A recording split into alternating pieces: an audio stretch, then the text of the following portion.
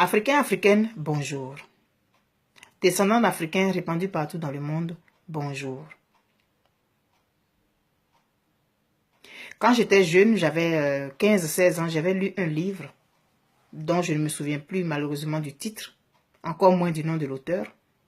Mais l'histoire m'avait scandalisé, elle m'avait choqué. Et elle continue de me scandaliser encore parce qu'elle est d'actualité. C'est l'histoire d'un peuple, le peuple noir, qui avait bénéficié de la liberté. C'est-à-dire qu'on avait mis fin à l'esclavage. Et il y a un propriétaire terrien,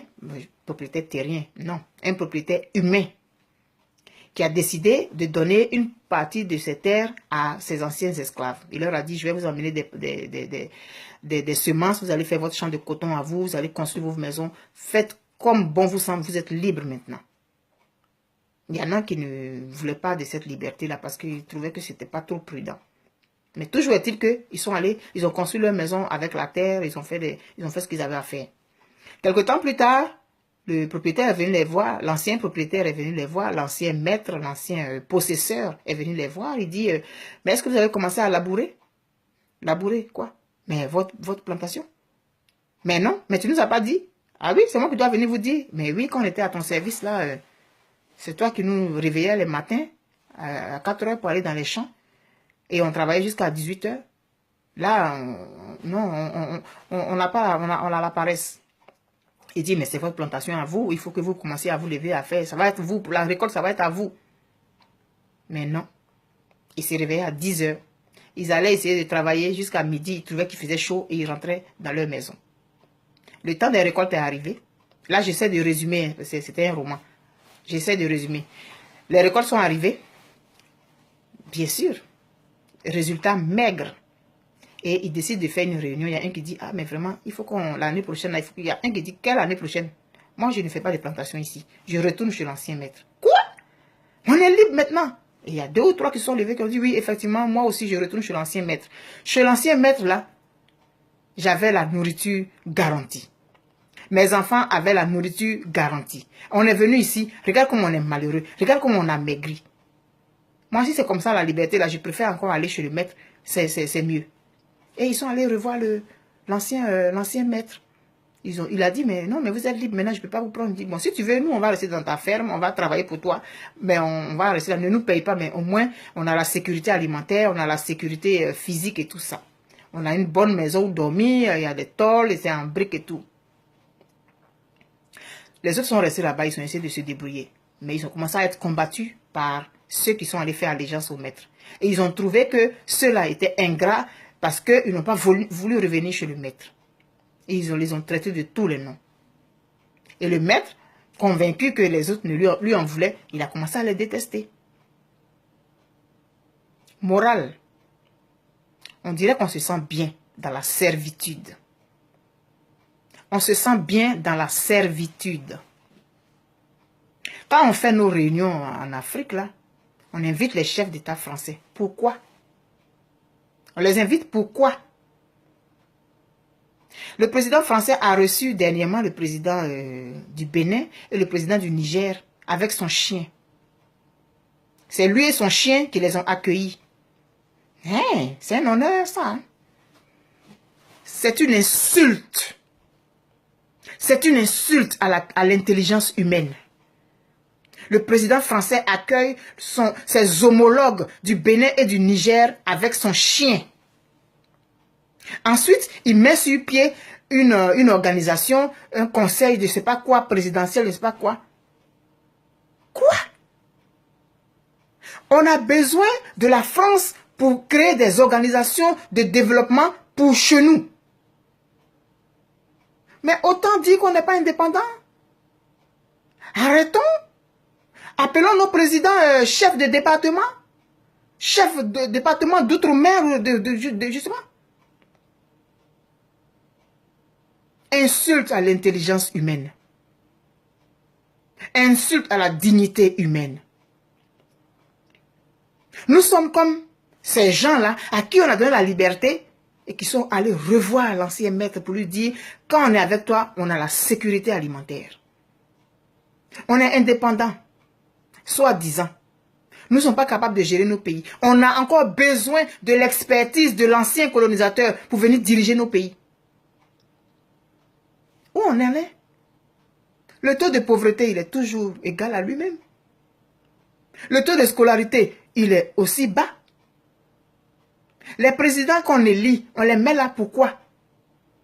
Pour être des représentants de l'ancien colonisateur. Parce que c'est l'impression que j'ai. Quand les peuples disent qu'ils ne veulent plus du franc CFA et que des chefs d'État, je n'ai même pas envie de prononcer le nom, disent que non, cette monnaie-là est bonne, c'est une insulte à l'intelligence humaine. Une insulte. Moi, je ne suis pas dans une dynamique de anti-blanc. Hein. Je n'ai pas de haine contre les blancs. Hein. Il faut que ce soit clair. Parce que j'ai déjà reçu des messages de gens qui pensent que moi, je suis dans cette logique-là. Je ne suis pas dans une logique de anti-blanc. J'ai un problème avec un système de gouvernement qui maintient mon peuple dans la servitude avec la complicité de ceux que nous mettons au pouvoir dans nos pays. Je ne suis pas dans une logique de anti-blanc ou d'ethnicisme. Non. Je vis dans un pays de blancs. Je ne peux pas avoir de la haine pour le blanc. J'ai de la haine, j'ai de la colère. J'ai de la frustration vis-à-vis de certains agissements. Mais je ne suis pas dans une logique de combat anti-blanc. Non. Nous sommes dignes. Nous tenons debout. Nous n'allons pas rester dans la servitude pendant des temps et des temps. Ces gens-là qui font l'apologie de ces anciens colonisateurs, puis qui les reçoivent en grande pompe, puis quand eux ils s'en vont là-bas, on ne leur retourne pas l'ascenseur là. Ils le font pour leurs propres intérêts. Ils ne le font pas pour le peuple. Et vous avez peur que les gens vous enlèvent au pouvoir. Mais c'est parce que vous n'avez pas l'amour de vos peuples. Et vous le savez. Vous n'êtes pas là pour vos peuples. Si vos peuples vous aiment, si vous posez des actes pour vos peuples, le peuple va servir de bouclier pour vous. Arrêtons de faire comme si on nous a donné la liberté et que nous la refusons. Nous préférons aller en servitude parce que ça nous garantit la nourriture. Quand l'enfant est né, on coupe le cordon ombilical. Il est paniqué, il crie, ses poumons brûlent parce qu'il doit respirer par lui-même. Rien ne s'obtient facilement. Vous êtes au pouvoir, vous pensez à vos enfants, vous pensez à vos intérêts. Vous ne pensez pas au peuple. Sinon, depuis longtemps, on serait vraiment indépendant. Refusons ça. Refusons ça. Moi, je ne fais pas partie des esclaves qui sont allés retourner voir le maître blanc pour se prosterner à ses pieds. Non, je ne suis pas dans ça. Vivre dans un pays de blanc ne veut pas dire qu'on fait la courbette devant le blanc. La planète là, on peut aller vivre partout. Mais à un moment donné, on se dit, j'ai mon pays, j'ai ma terre, il faut que j'aille faire ma part. Mais avec les chefs d'État qu'on a, ça n'encourage pas les jeunes à retourner. On nous traite de corrompus tout le temps. Mais pour qu'il y ait des corrompus, il faut qu'il y ait des corrupteurs. Et on baigne dans ça. Ça dégouline. Mais quand M. Yahi Boni est reçu par son homologue français, qui l'accueille avec son chien, comment il se sent? Comment le peuple béninois se sent? Quand le président du Niger est reçu par son homologue français avec son chien, comment le peuple du Niger se sent? Comment l'Afrique noire se sent? Moi, je me sens insulté. Je me sens insulté. Il y a une autre génération qui est en train de se lever. Cette génération-là, il faut qu'elle prenne le taureau par les cornes. Vraiment, je vais m'en arrêter là pour ne pas que la vidéo soit trop longue. Moi, je refuse de faire partie de ces gens-là à qui on a donné la liberté et qui sont retournés voir l'ancien possesseur pour faire allégeance. Je refuse d'être de cette génération-là. Et je voudrais aussi que vous refusiez d'être de cette génération. Nous qui sommes nés juste après les indépendances, là, on va avoir 50 ans, 60 ans maximum. Là. Refusons ça. Et inculquons ça à nos enfants. On ne va pas rester éternellement les derniers. Nous étions les premiers. On ne va pas rester éternellement les derniers. C'est quoi ça? Quelle est cette aliénation? Le cordon ombilical, on est capable de le couper. Mais tant qu'on ne sera pas unis, il va y avoir parmi nous certains qui vont aller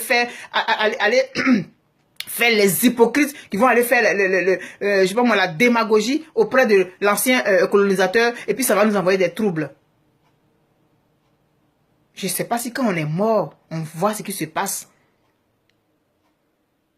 Mais je n'ai pas envie de me retourner dans ma tombe pour dire que j'avais la possibilité de faire ma part et que je ne l'ai pas fait. C'est ce que je peux faire, c'est les moyens que j'ai là, que j'utilise là. Parce que je ne ferai jamais de coup d'État. Je ne ferai jamais de coup d'État. Mais éveillez les consciences. Essayons d'en parler autour de nous. Parlons, dénonçons, publions des vidéos. Ça va finir par faire. Ça va finir par avoir son impact. Comme la goutte d'eau, qui, à force de tomber sur la roche la plus dure, finit par la percer. Continuons. Continuons, mais refusons la servitude. Refusons la servitude pour nos enfants et pour nos petits-enfants. Moi, je ne fais pas partie de ces anciens esclaves qui sont allés revoir l'ancien propriétaire pour lui dire que je veux revenir avec toi parce que avec toi, j'avais la garantie de la nourriture. Je ne veux pas être de cette génération-là. Et je répète, ceux qui vivent à l'extérieur de leur pays ne le font pas parce qu'ils n'aiment pas leur pays, mais parce qu'à un moment donné de leur vie, ils se sont retrouvés dans une situation qui a fait qu'ils ont fait ce choix. Mais si vous voulez que les jeunes gens arrêtent d'aller mourir en mer, vous ne vous sentez pas concerné. Tout ce qui vous intéresse, c'est aller faire la courbette devant le président de la France. Moi, je ne fais pas la courbette. Je ne fais pas la courbette devant qui que ce soit. Je suis respectueuse, je suis polie, mais je ne fais pas la courbette devant qui que ce soit. Et il faudrait que nous ayons tout ça en nous. Arrêtons de faire la courbette. Parce qu'on est né pour être debout. Nous sommes nés pour être debout. Merci.